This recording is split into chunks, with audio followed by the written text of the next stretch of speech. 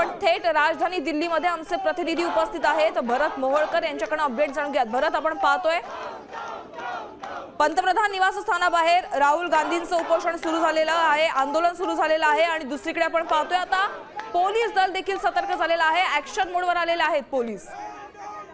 यामिनी नक्कीच आपण जर पाहिलं तर काल ज्या पद्धतीने लाठीचार्ज झाला त्यानंतर आज सकाळपासून संसदेचं जे पावसाळी अधिवेशन सुरू आहे, या अधिवेशनामध्ये विरोधी पक्ष प्रचंड आक्रमक झाला असल्याचं पाहायला मिळालं। त्यानंतर याच विरोधी पक्षानं संसद बंद पाडली आणि राहुल गांधी हे थेट पंतप्रधान नरेंद्र मोदी यांचं निवासस्थान जे आहे पीएमओ आवास या ठिकाणी थेट पंतप्रधान नरेंद्र मोदी यांचं निवासस्थान जे आहे पीएमओ आवास या ठिकाणी गेलेले आहेत आणि त्या ठिकाणी त्यांनी ठिय्या मांडण्याचं असल्याचं आपल्याला पाहायला मिळतंय।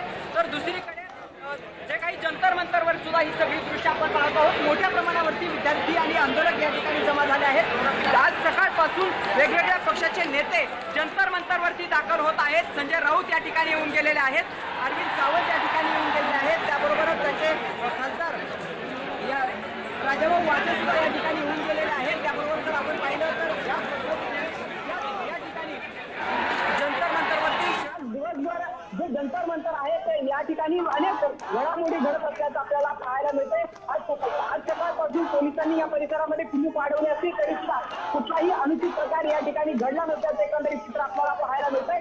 तर दुसरीकडे राहुल गांधी यांनी ठिय्या मांडल्याने आता पंतप्रधान नरेंद्र मोदी यांचं पेशंट मांडलेलं आहे। त्यांच्याकडून जितेंद्र सिंह जे मंत्री आहेत त्यांच्या नेतृत्वात एक टीम राहुल गांधी यांच्याशी चर्चा करण्यासाठी पाठवण्यात आल्याचं आपल्याला पाहायला मिळतंय। राहुल गांधी यांच्याशी चर्चा करून